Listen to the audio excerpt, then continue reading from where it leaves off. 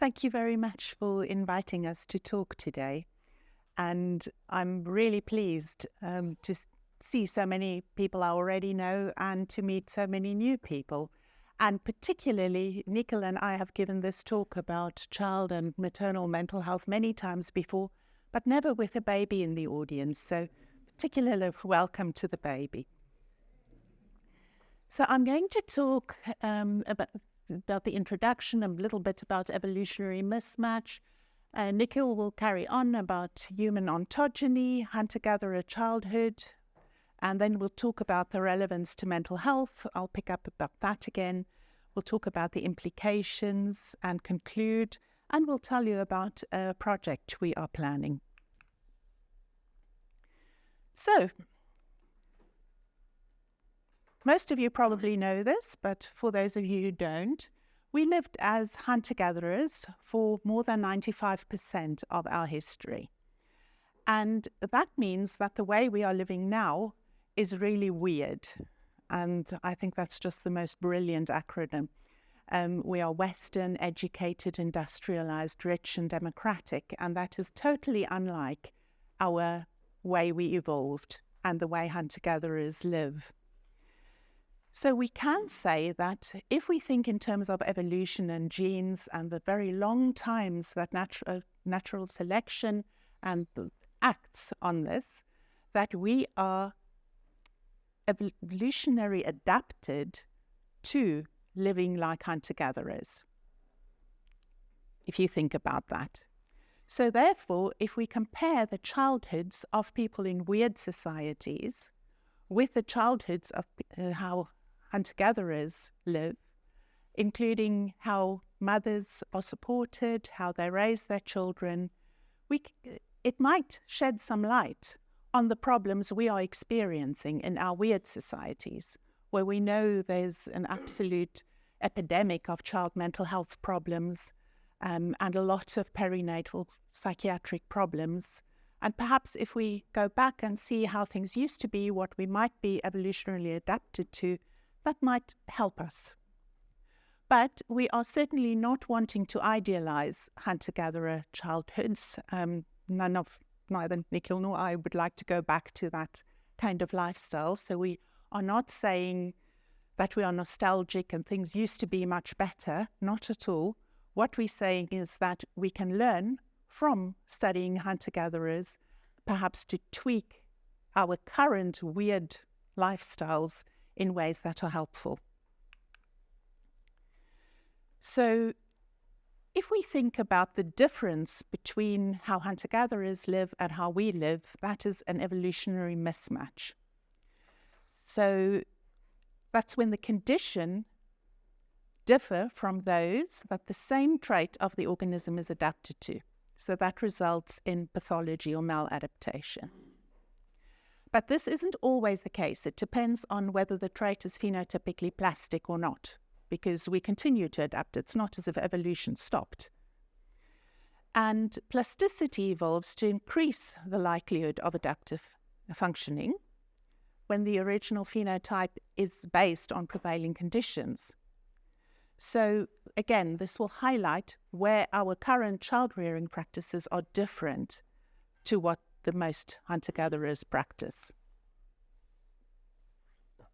Cool. I'm just actually going to start here.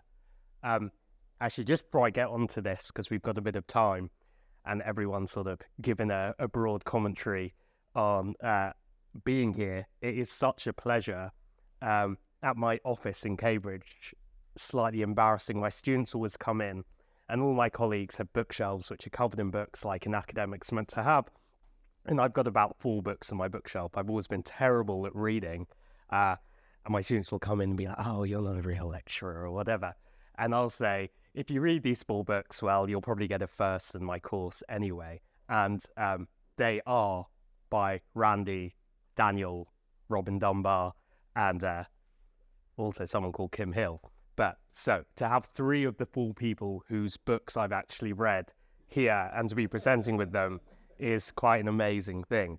And that's the best thing about research and academia, that you sort of, you might like playing football, but you'll probably never meet Lionel Messi, even if you play football semi-professionally. But if you do release one paper, you might end up writing a paper with your like hero. So anyone who's thinking of getting into research should definitely do it. So I want to make this point. I've written on my hand this morning and yesterday, and made sure when I'm washing my hands not to wash it off. Problem with mismatch, right? We've spoken a bit today about the broader context of evolutionary psychiatry and the messaging and how we can promote it. And I'm very aware there is a risk, particularly for the public who are reading Yahoo News, that everything becomes a matter of we are mentally ill. We're all mentally ill because, we're not living as hunter-gatherers, as if there's this one hunter-gatherer lifestyle. Our brains are like really fixed. Everything's genetic determinism and, everything's out of sync, right? That, as we heard very much from Daniel, that is not how evolution and adaptation usually works. We're pretty plastic. And on top of mismatch, I mean, some of my colleagues here, like Adam, have heard me, despite the fact that I write about mismatch, sometimes ironically, in recent times, I'm complaining about it, and perhaps it's overused. It sometimes seems like low-hanging fruit, or, we say we don't do just so stories, but actually people do those sometimes, and we need to be careful about it. So my next paper, which I've been planning for a while, is going to be that, the problems with mismatch, and that evolutionary psychiatry has way more to offer than mismatch explanations. Paul explained all those different things, different lenses we can learn from taking that point of view. So, and I'm sure we'll hear about them, and we already have. But yeah, back to the talk. But this point about mismatch is we need to think about traits and how plastic they are. As Danny said, we need to think about the range of traits. And yes, there may be some things, if we think about, something like access to some resource in our evolutionary history across time and space, and how much variation there was even within societies, that's going to determine how much plasticity there is, how much flexibility there is in the trait. So if we think about this as some sort of metric of some fitness enhancing resource like social support, if it were the case that there was a very narrow range, this white oval, of how much social support hunter-gatherers had access to, well, then you could say an individual, who's around now living in an industrialized society, this red person who happens to have a similar amount of social support, it's all fine, their system's doing what it is. And maybe if this range was really narrow, there's not much plasticity in the systems that respond to cues of how much social support we have, in which case, if you fall out of the range, there's more vulnerability to psychological dysregulation. In reality, even amongst the few contemporary hunter-gatherer populations who are still around, there's quite a lot of variation. So there probably was a lot more variation across time and space, and even within societies. So a lot of our psychological mechanisms probably are very plastic and responsive to the environment. So let's say we're talking about social support, and someone mentioned earlier, in small-scale societies, particularly in hunter-gatherer societies, if you don't have access to much social support, that is super dangerous and fatal, and if it's extended, you'll probably just die for a whole bunch of reasons. So we might have these psychological mechanisms whereby if we're going through a period where we don't have access to much social support, that elicits some sort of aversive response, heightened vigilance, because these are adaptive processes, and that was important. And now say we're in our current society, and we've been talking about the social world we live in here, which is a bit of a mess in terms of the lack of community. It may be that, red person falls within this range, but is very much at the low end. So they've got some social support, but it's not too much. And perhaps this vigilance response, it's not that it's dysregulated, it's just that their response, they're going to be hypervigilant because they don't have much social support. Now, in some contexts, that may be beneficial, that may still be adaptive. Maybe you live in a very dangerous area, or you live in a population where, I don't know, there's a lot of resource stress and social support really is important. But in other contexts, that mechanism of responding with vigilance to a lack of social support may be problematic. So let's say in the past, how much you were held as a baby was a reliable cue of how much social support you were going to have in adulthood, and that had an impact on how your vigilance system was calibrated. Now, perhaps in our society, children aren't held as much. Now, that could be a problem if being now in our cultural norms, not being held that much might not really be reflective of how much caregiving and social support you're going to have. That it takes different forms, there are different cues, and equally, we're often in an environment where not having much social support, you probably don't need to be that vigilant if you're living in, the safest city in the world with plenty of resource access and low crime rates. So it's not that the system is in dysregulation, it's just that these flexible responses still might not be fulfilling their function. And then, of course, in some cases, and I'll be talking today, I think there are cases where we are outside of the general range. We're in a really extreme situation where perhaps you just have this flexible response can even extend to new ranges, or perhaps it has been restricted to the range of environments and conditions we have encountered, and dysregulation may occur. And then all of these could lead to aversive psychological states or dysregulation. Okay, so broadly, when we're asking this question about childhood and mismatch, I'll go back. I forgot I changed slides. So the order. So now I want to just explain to you, because we're talking about childhood, why childhood is so important to study and why it's so, anthropologists are so interested in it. Human life history, our developmental schedule, is really unique compared to the other great apes and other primates. And usually that's put down to two key features. One is childhood, and one is that we've got an extended post-reproductive lifespan. But I think many anthropologists, for various reasons, would agree that childhood is really a fundamental adaptation of our species and maybe the most important component of our life history when thinking from a cross-species perspective. So we can see the other great apes here, and these boxes are basically split up. I is infancy, so the individual is still breastfeeding. J is the juvenile period, so they're no longer breastfeeding and they're nutritionally self-sufficient, but they're not yet sexually mature. And then this dark box at the end is sexual maturity, and then the first birth happens soon after that. And what you'll see with humans is there's no J here, at least in the way I've adapted this. We have this thing called childhood. So firstly, this first part of childhood is representing the fact that from a comparative perspective, we would expect infancy, rather than being weaned at about 6, which is where, or 6 we'd expect is what, if we were following the primate pattern when weaning would occur, we're actually weaned, again, this is so much variation, but around 2.5 in hunter-gatherer societies is probably the modal pattern. So we've got this first scenario where we've already stopped breastfeeding and that weaning has happened early and we've entered this new phase, childhood, but we're still not self-sufficient, we're not juveniles. And that evolved because we lived in these cooperative groups, and by weaning earlier, it meant people other than the mother could help raise the children, they could help provision the children, which meant the mother could shorten her interbirth intervals, raise more children simultaneously, and so on. So it increased reproductive output.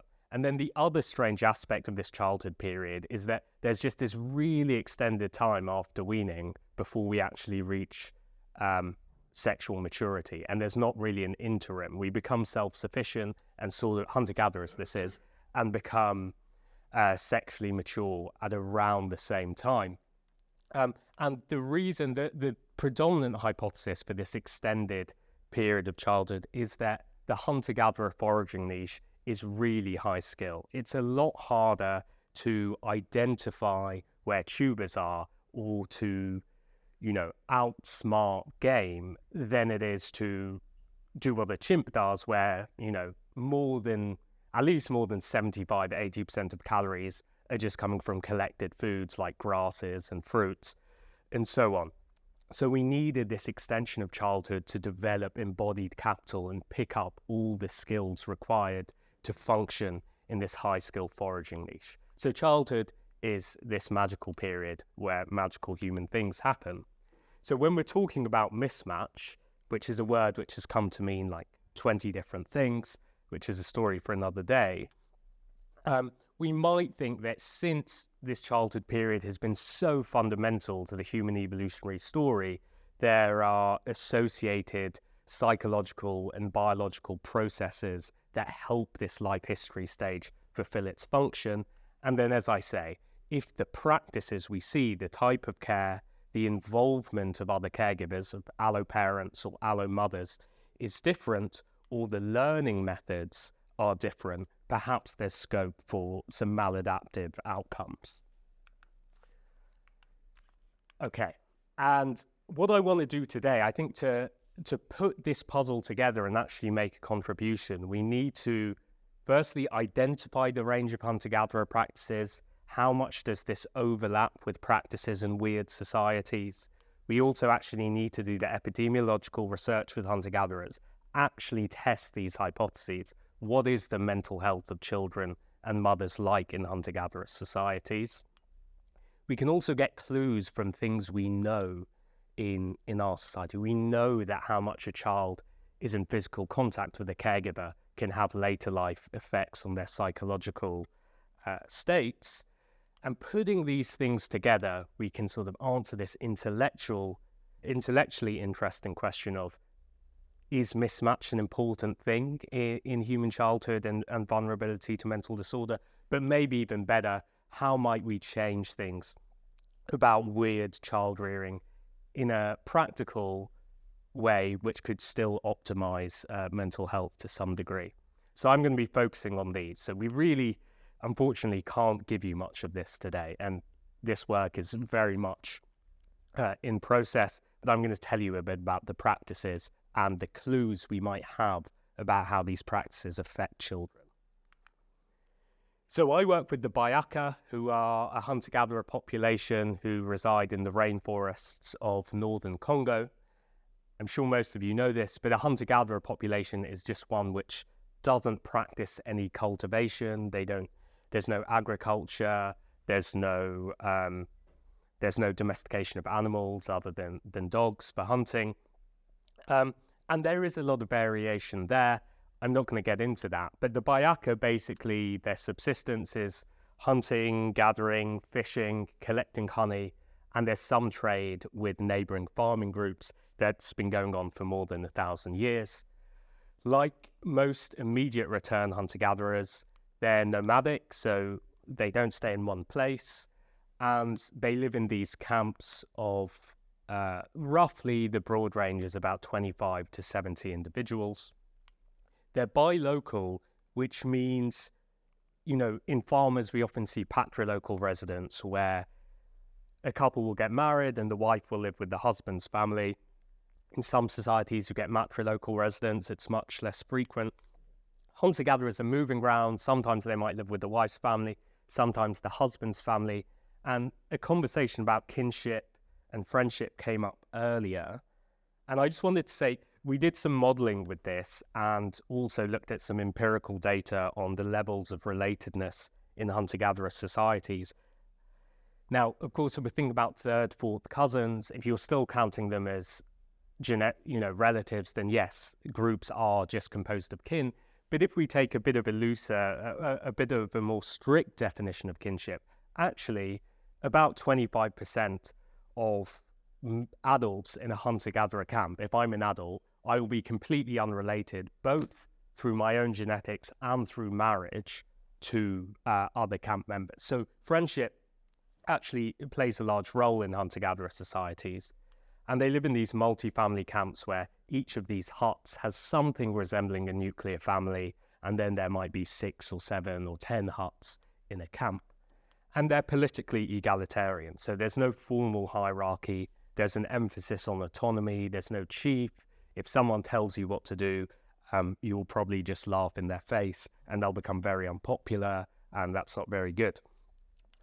The data I'm about to present to you is mainly from focal follow observations I did, and those are a really horrible, soul-destroying method that many anthropologists use, and I spent months doing in my PhD, but I'm only writing about now, where you pick a given child, you watch them for 20 seconds, you write down every single thing that happened, all caregiving behaviors, who it was with, for the next 10 seconds, then your earpiece goes off again and says observe, 20 seconds later it says record, and then you watch a child like that for 3 hours straight, and you do this on 4 different days at different times, so you get a 12-hour picture of the child's life, where you're recording everything that happens every 20 seconds.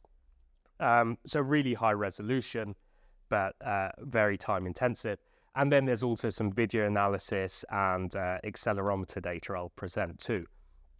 Okay, so what does a hunter-gatherer child's care look like? I put in brackets here where I've looked at data from weird populations and tried to estimate, is there virtually no overlap with what we see in hunter-gatherers? Is there a low level of overlap? Or is there moderate to high levels of overlap?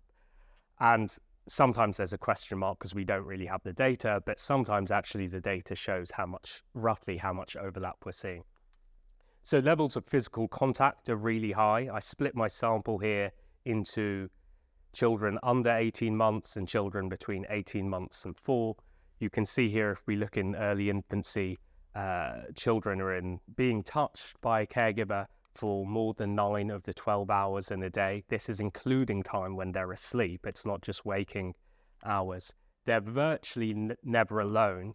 This is a really conservative definition of alone. I call the child alone if, to not be alone, a child needed to have a caregiver within 3 meters and eye shot of the child. So they're virtually never alone, held for about 5 hours, and they're receiving high investment care for about 9 of the 12 hours. And by high investment care, I mean they are the caregiver's sole focus. They're either being bathed or soothed or carried, such that the caregiver can't really do much else. So generally, these patterns are pretty normative across hunter-gatherers. There isn't actually that much variation. Something like the amount of care might be a bit lower in some societies. It's more like 6, and in other societies like the ACA, it's more like 11. But it's all very high and all very indulgent. Then what about sensitive responsiveness? So sensitive responsive care, as I'm sure many of you know, refers to a caregiver's ability to correctly interpret an infant's signal, notice, interpret, and respond to an infant's signal of any sort of need. And there's quite a lot of work suggesting that the level of sensitivity and responsiveness to distress signals by an infant can have quite profound effects for their psychological development. But there's a lot of conflicting work too. So I'm just saying what happens with the hunter-gatherers with the Bayaka. So firstly, I observed amongst these 20 kids about 300 bouts of crying. And of those 300 bouts, 290, if you remove ones which resolved within about 15 seconds as self-resolving, 297 were actually responded to, and within 40 seconds or something. The other 2 self-resolved within a minute, and there was one instance amongst these 300 bouts where a child was left to cry for a few minutes. But virtually 100% response rate, which we don't see so much in the UK. Some public health research found that in this big sample of British mothers, by about 9 months, only 30% of mothers would say they always respond to their child's cry. The responses are rapid. So you can see here, if we look at the infants, so in this, the red line is the entire sample, the blue is the children under 18 months, and the green is children between 18 months and 4 years. If we look at the infants, for example, roughly 85% of the responses happened within 20 seconds and almost 100% within about 40 seconds. This high responsiveness and rapid responsiveness, again, when you look at other hunter-gatherer societies where the data is there or where you can calculate it, is pretty normative. In the FA, 85% of crying bouts are responded to within 10 seconds. Child-centered, if you look at what the response was, these numbers are percentages. So again, if we look at the entire sample, the red bars, usually the child is soothed, so that involves picking up the child and banging, drumming on their back, or they're nursed or fed. They're rarely actually stimulated. Something we often do in the West is stimulate a child through, we're not actually touching them, but we make funny faces or like shake a toy. That doesn't happen so much there. And there were no controlling responses. So there was never a case out of these 300 bouts where the baby was either told off or their behavior was restricted in some way, like don't grab that or stop crying or whatever. I have seen cases of controlling responses, but they're rare.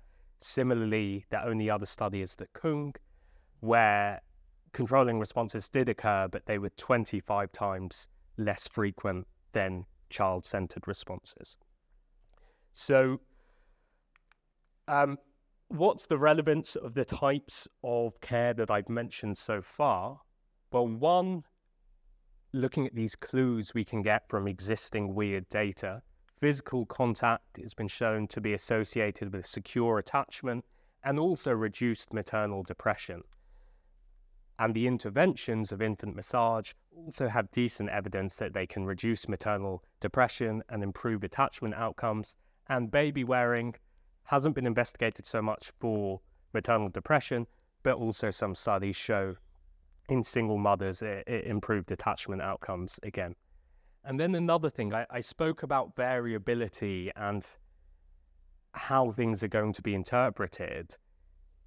The claim here, and I'm still sort of working out what I think about attachment theory. I'm new to this, and one day I'll wake up and I'll be like, oh, is this rubbish? And the next I'll be like, oh, wow, this explains everything. So I don't really know. But I guess the claim with attachment theory is that this is a sort of universal, evolved system to promote a child to behave in a way that's going to create a dynamic with their caregiver such as to promote survival and security. Now, if attachment styles are adaptive strategies, like if your caregiver is ambivalent, you get anxious attachment where you could be more clingy to try and solicit more care. Maybe if hunter-gatherers are always, virtually never alone, they always have high responsiveness, they're always in contact, there's still a flexible response there. But maybe in our society, if babies are using those as cues and they are often alone or having less responsiveness or less contact, maybe that could be sort of psychobiologically interpreted as them having access to less care or less parental dedication or investment. And maybe in some way that's contributing to the very low rates of secure attachment we see. I'm just speculating here. Okay, the other thing I mentioned was that this early weaning and early childhood evolved because it took pressure off the mother who could get back to reproduction, and many other caregivers can get involved in helping to raise children, which actually, once that system emerged, it happens in infancy too. So this shows, again, within these networks that I constructed from my observation, I've got one of proximity, how many caregivers were within a 3-meter radius and in positions where they could intervene in a child's behavior or help a child if required, how many were providing some physical contact, how many were providing high investment attentive care, and how many were responding to the child's cries. you've got something like 15 people on average. These are the means, the diamonds. 15 people on average are in proximity. About 8 or 9 provide physical contact and attentive care, and about 3 or 4 are responding to crying. And this is allo mothers, people other than the mother. But there's quite a bit of variation. But again, if you look across hunter-gatherer societies, the figures are generally quite high. I showed these statistics earlier about how much care kids were receiving, and you can see that, across these domains, allo mothers are providing somewhere between 40 and 45% of this care. And when we look at crying, which is often associated or can be a precipitator in cases where there is neglect or abuse, you can see who responds to bouts of crying. These are percentages again. The mother is responding to just under 50%. Allo mothers will respond without the mother to just over 40%, and then about 8 or 9%, you've got the mother and an allo mother helping together. And just to let you know, this isn't really fathers doing much here. Fathers across these domains, on average, were responsible for about 5 or 6% of care, but that varies hugely across hunter-gatherers. The Aka, who are just north in Central African Republic, have fathers who Barry Hewlett found were within an arm's reach of their kids for 50% of the day, and they even gave their nipple to pacify their children, and so on. So paternal investment, I really feel, is probably the most variable aspect of human childcare systems. Why are there so many allo parents? How did we end up in this situation where some kids even have 18 caregivers within a 12-hour period, providing them with attentive, high-investment care? Well, one aspect of it is that the transition from receiving childcare to providing it happens super early. We had some videos which were analysed with Judy Mesman, who's a very experienced developmental psychologist, and she concluded that by about the age of 4, these children were providing sensitive care and being able to respond to distressing signals of young infants. I will frequently see 7 or 8-year-old girls pacifying crying babies with their nipple. Again, very similar reports in many hunter-gatherer societies. This isn't unique to the Bayaka. Whereas, in the UK, the NSPCC, the Child Protection Organisation, suggests that if a pre-adolescent kid is going to be at home without their parents, they need a babysitter, and the babysitter should be in their late teens, which, it would just be absolutely hilarious to the groups I work with. They would think we're mentally ill for having those sort of norms. And in terms of ratios, given this and the communal living, which is essential for survival, you often get ratios on average across the camps I work in. There was a ratio of 10 caregivers to 1 caree, who needs care. And very different to UK nurseries where, for 2 to 3-year-olds, the regulations allow 1 caregiver for 4 children. That's moving up to 5, I think, if it hasn't already. And the last thing I want to say, and this is where I'm not so sure, because no one's really been doing this in hunter-gatherer societies, so I don't know how unique this is to the Bayaka. You do have those networks where people will have caregivers around, 15 caregivers around, and almost 10, attending to them in an average day. But this is not some uniform distribution. If we look across the allo mothers, if these people on these desks are like my key 7 allo mothers, and Paul is the most involved of all my allo mothers, and Adam's the second most involved. So Paul's number 1, Adam's number 2. Paul's providing 50% of, more than 50% of my close care. Then Adam's providing almost 25%. So even though I have these huge networks of 10 to 15 caregivers, actually about 85% of that care is coming from my mum and maybe 3 or 4 allo mothers. So that's part of the story we need to think about, and I'll mention why. But I still have a lot of people giving me personal attention. If we look at the blue infants here, again, I've got about 7 caregivers who are directing a majority of their care, more than 50% of their care, to me of all their caregiving efforts. So I get a lot of personal attention from a lot of people, but some of those people actually don't do much caregiving in general. So on this point of multiple caregiving, to sort of summarize that aspect, the takeaways are the caregiving networks are huge. This is very common in other hunter-gatherer societies. They're often even higher. In the FA, you've got something like 60% of physical contact is with allo mothers, and they might, they were reported that in about 6 months old, they're being passed to 8 different caregivers an hour. And you just don't really see that level. I don't mind saying that just doesn't really happen in our society, but they are highly concentrated. It is just sort of 4 caregivers I'm seeing who are providing the majority of care. Maybe that's not really that different to what we see going on here, your parents, a couple of nursery workers. But you have got a lot of people giving you personal attention as a hunter-gatherer, more so than is common in our society. That's not really based on much data though. Whereas this is. And even when parents aren't working, about 40% of care is coming from non-parental individuals. So that's really different to what goes on in our society, where supplementary non-parental childcare seems to mainly just be for when parents are at work.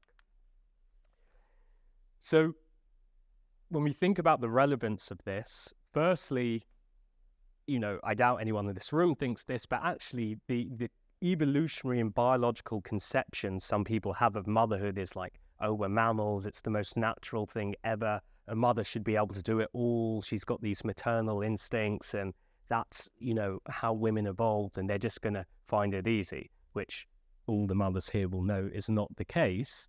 But that can cause a lot of guilt and shame amongst mothers who are struggling. And Annie will tell you a bit later about a project we're doing to help try and share this information for therapeutic purposes. But also monotropy, even in the attachment literature, which is meant to be founded on evolutionary principles. I mean, that if you read Bowlby's original work, it is supposedly, but again, we've got sort of this problem where the scenarios that are outlined sometimes by attachment theorists in the past seem very much at odds with how an anthropologist would perceive human evolutionary history. And it's not clear what Bowlby meant by monotropy. He sort of seems to change his mind. But at least in the past, amongst some attachment theorists, there was this idea that a child is mainly adapted to have one key caregiver and multiple caregiving might not be optimal. But that's clearly not the case. Unsurprisingly, in our society, one of the most consistent predictors for postnatal depression is a lack of social support. One of the few epidemiological studies that has been done with hunter-gatherers was looking at postnatal depression. Very small sample size. Methods still probably need to be developed, but it's great someone's trying to do this work. They found quite high rates, but they found that social support had no predictive power because everyone has loads of social support, right? Like Camilla said earlier, being isolated is a super rare thing. So yeah, we'll see what happens when I look at perinatal mental health. I have some students interested in doing that. And actually, there's some work which was done in Japan showing that the beneficial effects of childcare for children weren't necessarily that they had extra care from these other people. It was that the mother's care was enhanced because she was less tired. So it was having an indirect effect. That benefit was just mediated by the mother actually being less tired and improving the quality and time she could spend and energy she could spend on her child. And as I say, lack of social support is also a risk factor for maltreatment and neglect. Then when we think about the other side of the coin for children and young caregivers, not just mothers, this is relevant. So firstly, in the attachment literature, there's some work suggesting that large caregiving networks, very large caregiving networks, could be problematic, and that, a child's sort of innate system isn't really well equipped to deal with them. That seems unlikely given how normative large social networks are, caregiving networks are in hunter-gatherers. But there's probably even more consensus, despite very little literature on this, that unpredictability in caregiving networks is problematic. A lot of this work comes from studies of foster care, children in institutions, and there was some work in Israeli kibbutz as well. It's just more nuanced than this. I mean, I was doing these observations for a child on a few different days. They always had different people on each day getting involved.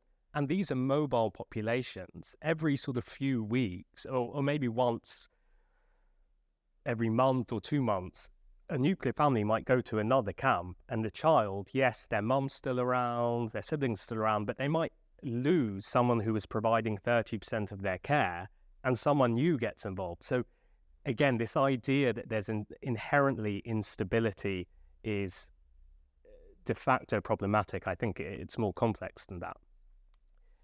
One hypothesis around why allomothering happens, what's the benefit to the caregiver if they're not related to the child, was this idea of learning to mother. So in vervet monkeys, there was this study done which showed that females who, as juveniles, spent more time looking after other people's kids, their offspring actually had higher survival rates because they were learning the skills of mothering and keeping their children alive. Now, regardless of the survival impact, I'm at an age where a lot of my friends are having kids, which cemented my decision to not have kids because it just looks horrific in terms of how they are all exhausted, all anxious, all overwhelmed with all the information. And it's like, I don't know what I'm doing, what is going to happen to my child, and I'm exhausted. I wonder what this looks like for kids who from 4 years old were carrying their younger siblings, from 7 years old were pacifying those siblings or young friends, children, cousins with their nipple.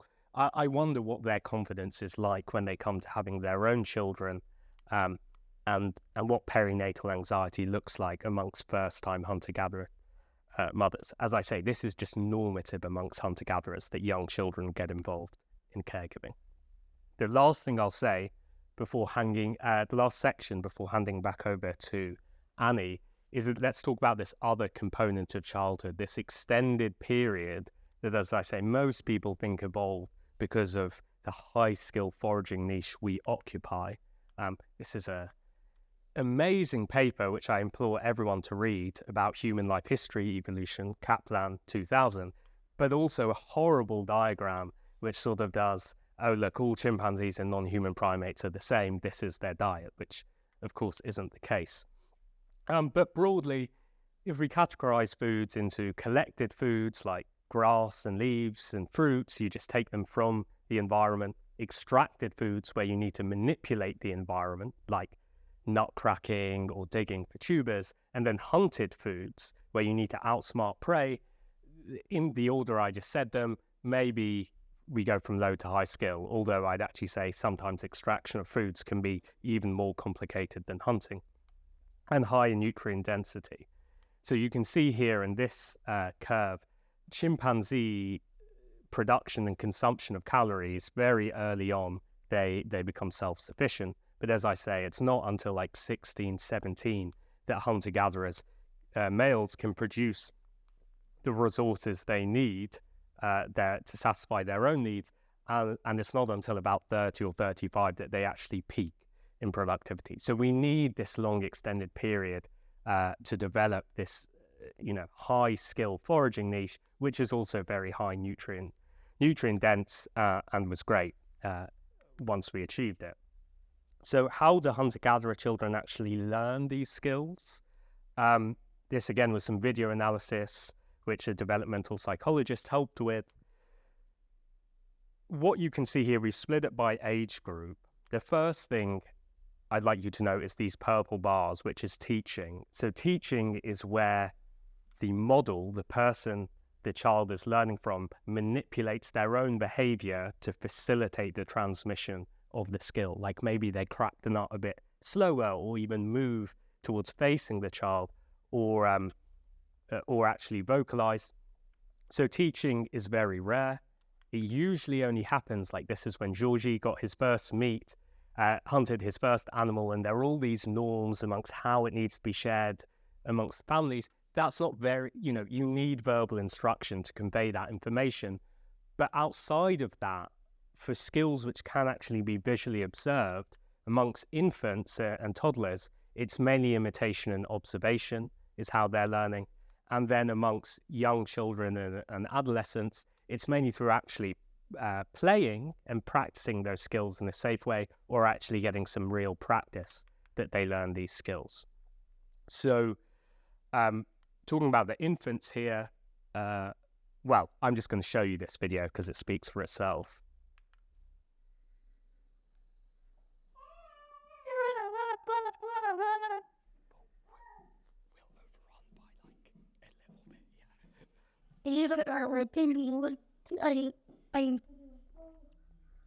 So this is my foster niece, who is actually about 10 now, but she had just started walking at this point. So they're taking these sort of nuts from a fruit here. She's getting involved. She's only about 1, but she's getting involved.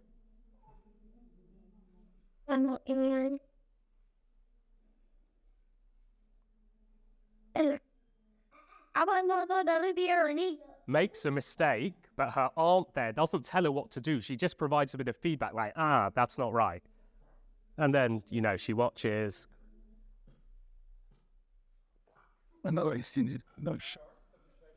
Yeah, it's just... so her aunt's next to her there. You can see we aged her at about 8 based on her teeth, and you can see just how competent she is with the machete. And then Ateni sees that and she wants to go herself and doesn't do too bad a job. And look at her aunt there.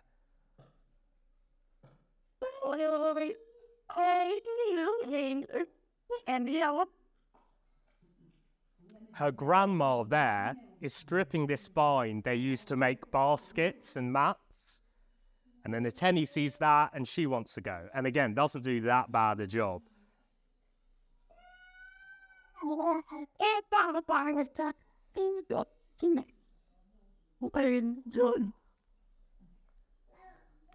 Yeah, I forgot to mention at the start of this video, I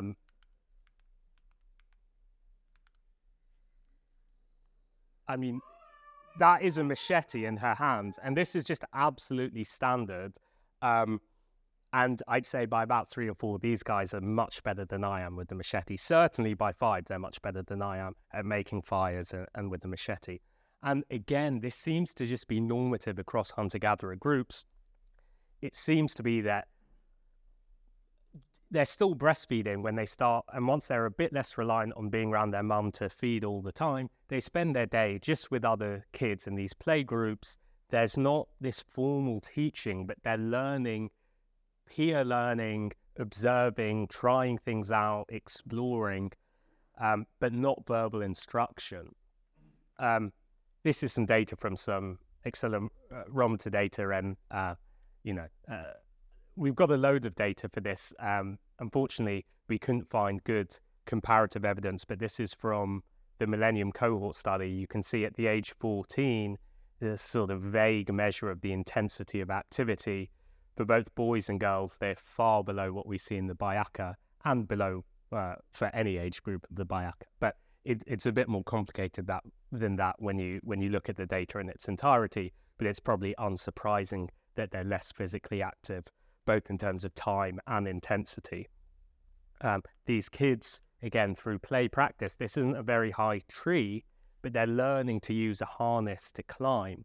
Everyone should watch Human Planet, because you'll see their, third uncles climbing this tree about 50 meters high using that harness and really putting their life at risk. So it's through this experimentation and exploration that they learn, and it's, well, I'll let Annie take over from there. Thank you,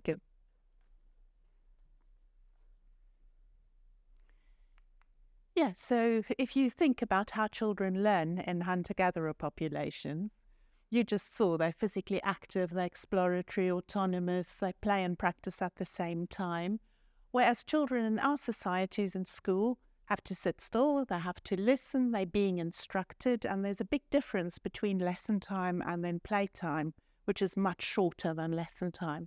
Hunter-gatherers learn peer by peer, so the younger ones learn by watching the older ones. The older ones actually also learn how to look after younger children and how to be with them, whereas in our societies it's adult to child, teacher to students. It's mixed age and ability, collaborative, not assessed, whereas in our schools there are these high stakes exams, it's competitive, and children are placed with other children who are exactly as old as they are. So there's a huge mismatch. And it is relevant because if children are adapted to this highly active and explorative learning, then, and they are now forced to sit still and concentrate, that could explain why ADHD is seen so much in our situations, in our societies. Because we know that the ADHD criteria refer to disruption in schooling. So it's about not concentrating and being impulsive. And some studies have also shown, and I've experienced that in the ADHD clinic as well, that the more exercise people do and the more exercise children are allowed to do, the less they struggle with having ADHD symptoms. So one part of what we wanted to talk about is that ADHD can partly be seen as an evolutionary mismatch, because I hope you all agree with me now that the way we expect children to sit in classrooms and be taught goes completely counter to our evolutionary history. Even from 200 years ago or 300 years ago, children didn't learn that way. And obviously, the skills that children learn in hunter-gatherer societies about foraging is very different to what we expect children to learn here. So we're not saying it can just be exactly the same for our children. But what we are saying is that perhaps there are some tricks we could learn. Perhaps there could be some more hands-on learning. Perhaps children could get some more exercise. Perhaps there could be peer-to-peer, multi-age, peer-to-peer interactions, which could really help, and which would be, for those of you who have any influence on policy or public health, would be cheap. It's something which could be done without costing a lot of money and which could potentially make a big difference.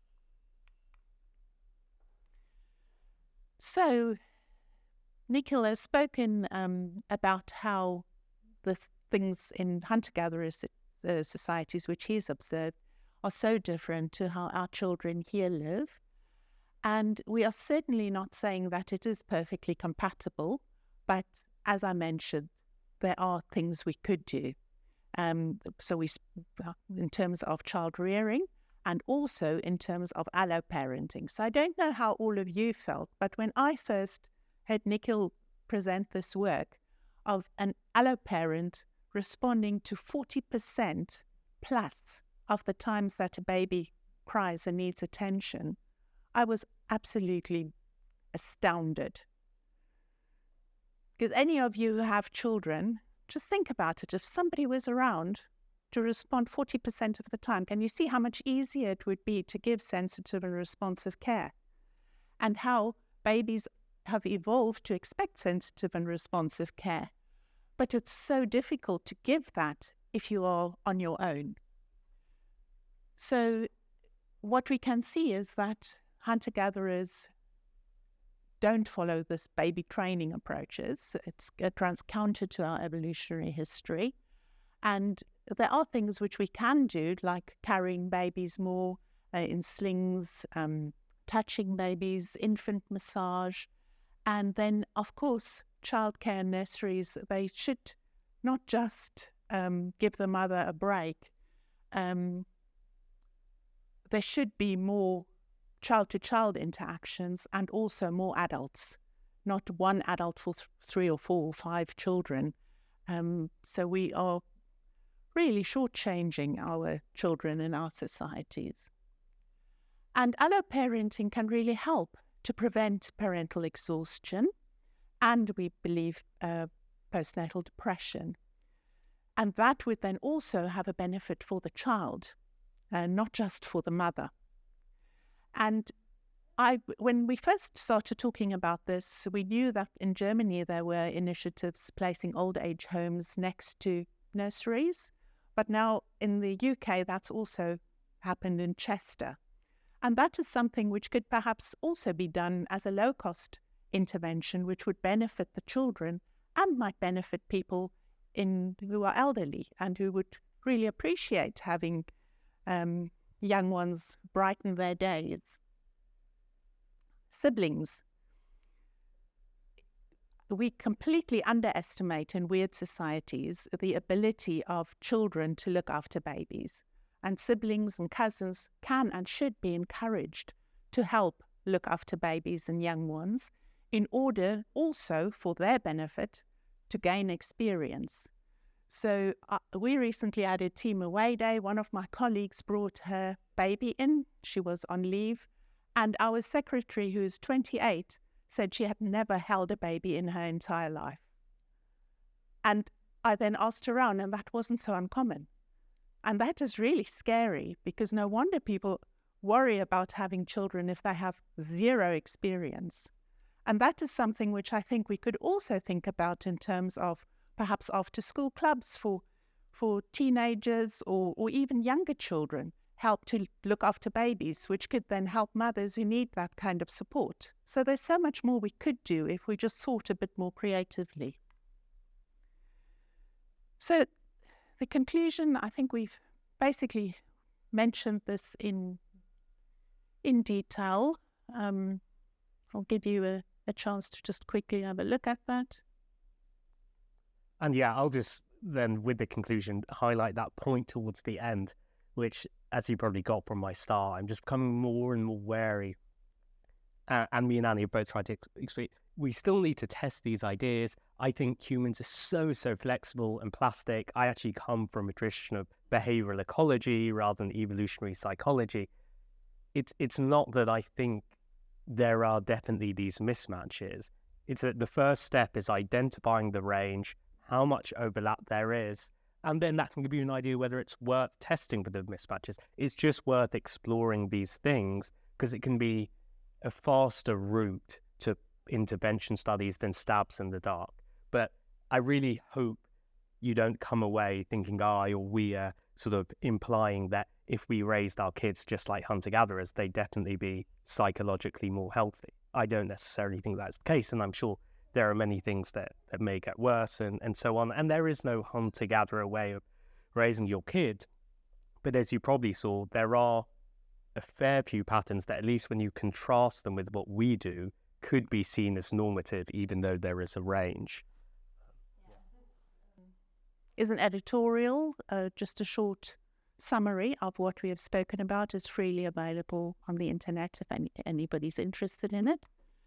And this is the more detailed paper, which has the evidence that Nikhil spoke about. And then our future plans are to co-produce a leaflet with women who use perinatal services and to tell them about alloparenting, tell them about the way hunter-gatherers raise their children. And then we want to ask their input and with a graphic designer to design a leaflet to then inform other mothers who use services about this. Because I believe that if mothers knew that they're not supposed to be able to raise a child on their own, they're not supposed to be able to manage giving sensitive, responsive care 100% of the time and feel like a failure if they're unable to do so, it would enable them to seek help more appropriately. It would reduce shame and blame. So we're hoping to, once we've got this leaflet, to then test it out and to see whether it makes a difference. And we've got focus groups hopefully planned for September. And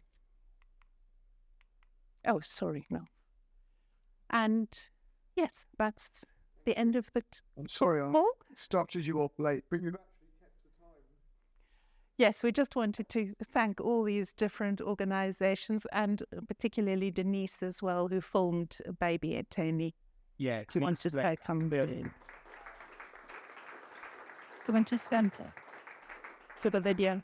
Yeah, Denise made that film, and also a lot of she's helped on a lot of the work I've done with childcare, so I wanted to single her out. And then, of course, thank you to the Bayaka and all hunter-gatherer populations, who are all, often very hospitable to us, and certainly I have amazing friends and now what I consider family out there in Congo. And then funders, the Lebanon Trust, the UCL Ground Challenges, thanks to the EFSIC group who think we all share ideas, and that's been great. And then I've added there the McDonald Institute, which is my department, and we've been talking a bit today about how to grow this field or make use of it if there is use. In England, there's this thing, which many of you know, the Research Excellence Framework, where they assess university, and universities also have to put forward case studies of how research is leading to broader societal impact. And one thing that's really great that my department's doing it, they're very keen on sort of making an evolutionary psychiatry case study, because I'm working in this area, and me and Ali are doing this impact project. And it's great that, I don't know, I think there's room, even in this dimension of evolutionary explanations being therapeutic in and of themselves. But I think there is now room, and some people being more open, and my department's been great in being willing to spend money in this area a bit more than they would have been if I'd asked for this 5 years ago. So hopefully, there's a lot more to come out of that. Okay, well, thank you very much. Thank you.